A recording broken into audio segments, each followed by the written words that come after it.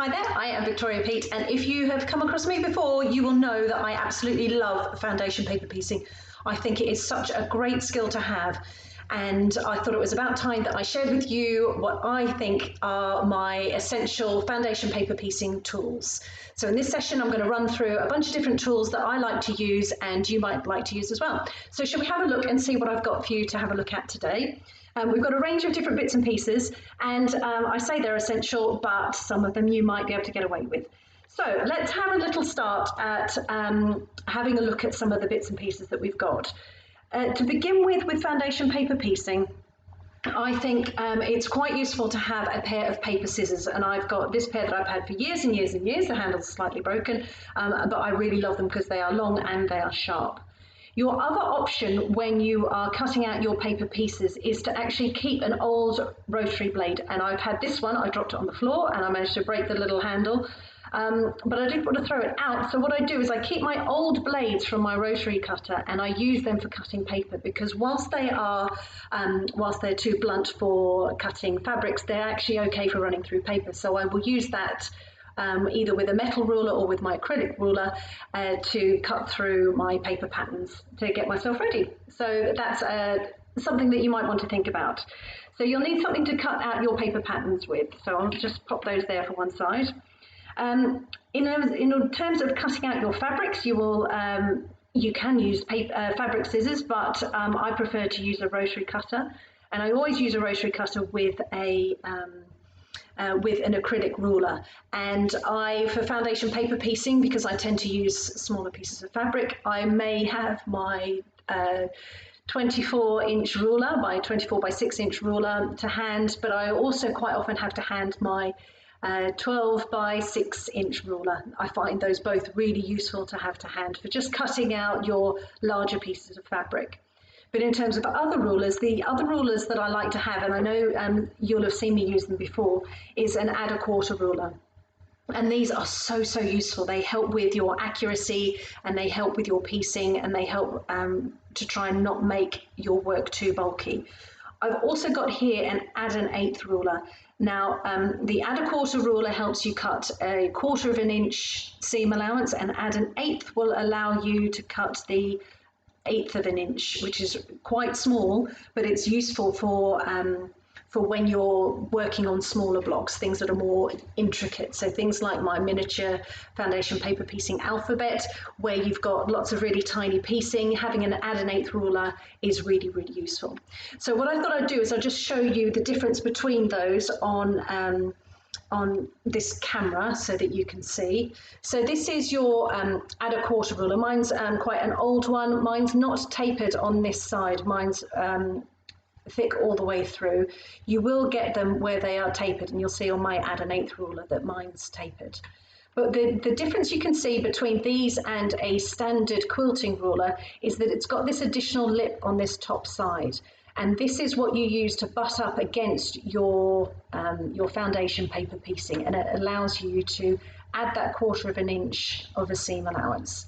So this one's your add a quarter, and then I've also got the add an eighth. And if I hold it the same way around, you'll be able to see in comparison. That's just adding the eighth, and you can see that quite clearly there, whereas this little lip here is your 1/8 of an inch versus your 1/4 of an inch. On this ruler here, you can see how here this is tapered out towards this side.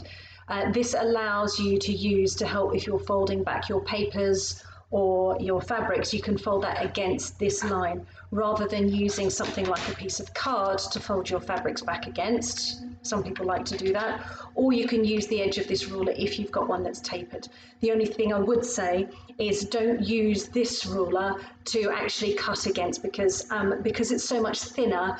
If you've got a nice new sharp blade in your rotary cutter, you will just nick a bit off the side, which I've done that there, which isn't very sensible. So don't use that for cutting out your fabrics.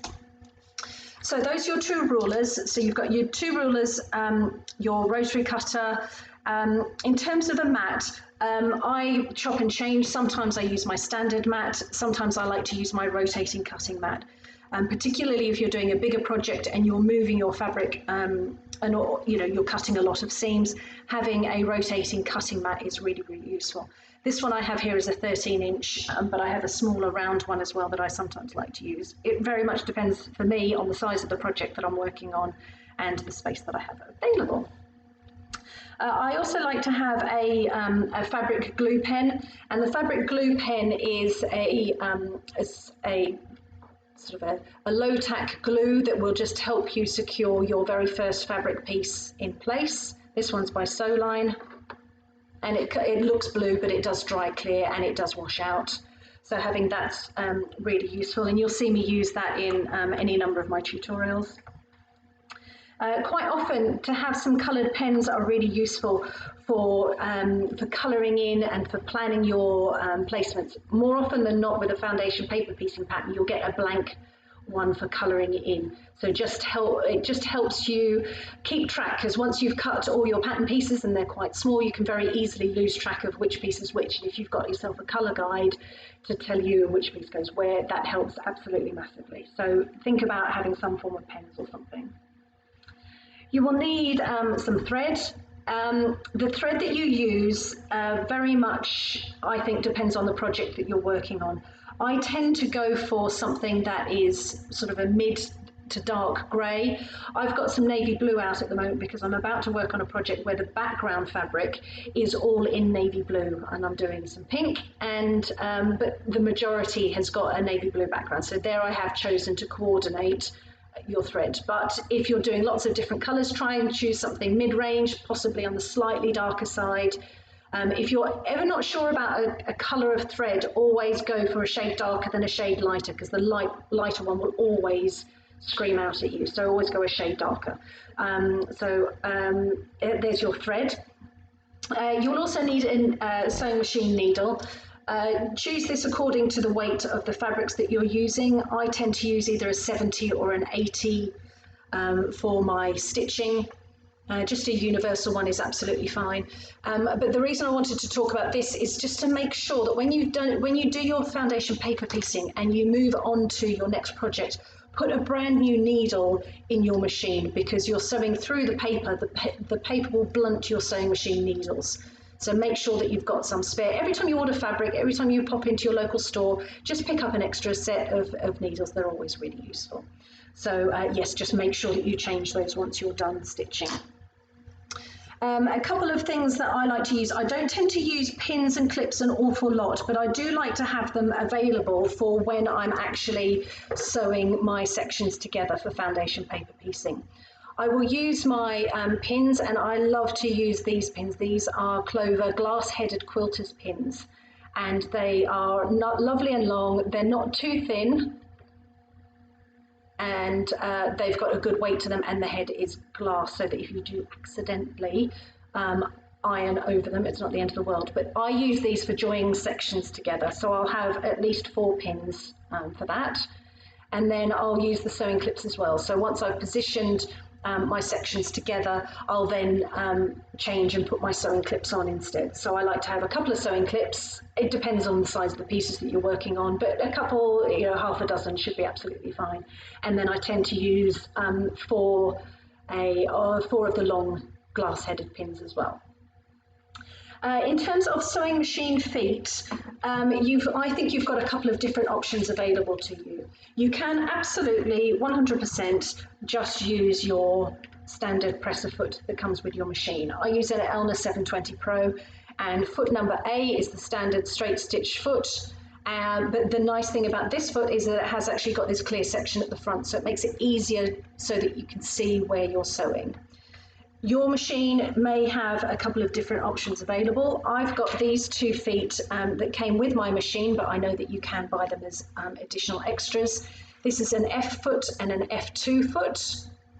And this one's the F, this one's the F2. The difference between these is the opening at the front. These are super for doing all sorts of machine applique and satin stitching. They've got like a little groove on the underside that allows thicker stitching to run through, but they're also great for foundation paper piecing because you've got full clarity of where you're going. So those are all great options, but you can just work with your standard presser foot. That's absolutely not a problem. The other foot that might also be useful if you have one with your machine, or you've thought about buying one, or you may already have one because you do a lot of patchwork and quilting, is a 1/4 inch foot. And this is used an awful lot in patchwork and quilting. And it's just got this little rudder on the side here that helps guide you, or guide the fabric underneath the presser foot through the machine, and it allows you to sew a perfect 1/4 inch seam allowance. That I find really useful when you're joining the sections together. I know you've got a line to follow, but sometimes things go a little bit skew-if, or you might be joining a plain piece of fabric to extend your project from your foundation paper piece section. And you may not have a line to follow, or you may have thrown caution into the wind and you've taken all the papers out already. Having a 1/4 inch foot will help you keep nice and accurate. So I think that's, oh no, the other thing I haven't mentioned is the iron and the pressing surface.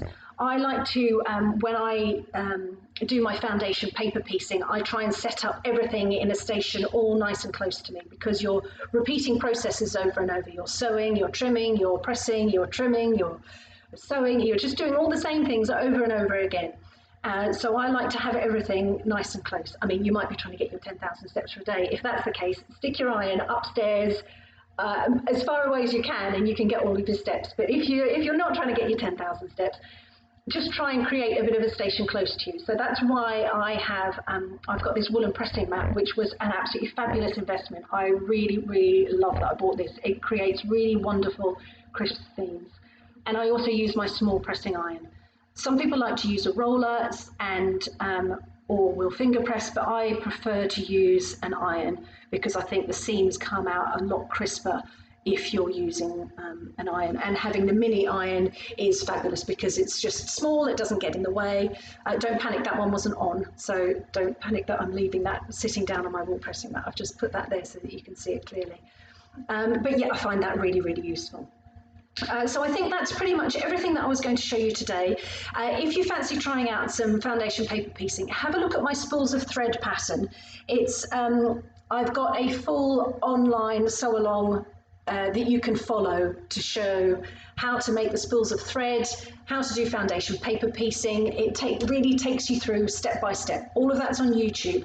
So go and have a look and subscribe. You'll be able to see when new bits and pieces come along. I also have, relatively new, is the miniature foundation paper piecing alphabet. And that coordinates with the spools of thread, so that you can add personalisation into the middle of those spools. So these spools here, in the middle, you can add in some personalisation. So you can see here I've got the letter V in this one and a P on this side, and it's an alphabet, but it also includes some characters as well. So you've got things like a heart and a star and an arrow and all sorts of bits and pieces. So have a look, I've got the tutorials online. There are videos as well as to how to create all of those letters. So lots of resources to try and help you with foundation paper piecing. But I really hope that running through those tools will be really useful. Hopefully you'll have most of these in your stash anyway, and you won't need to go out and buy anything in particular. You may just want to consider buying those an add a quarter ruler, or if you're doing the smaller piecing, the add an eighth ruler, because they really, I promise you, they make life so much easier. If you've got any questions, shout, let me know, drop me a message, and I am more than happy to help you where I can. Do subscribe to the channel and you will see lots of useful videos popping up. Thank you very much for watching, and I will see you again soon. Cheerio, bye.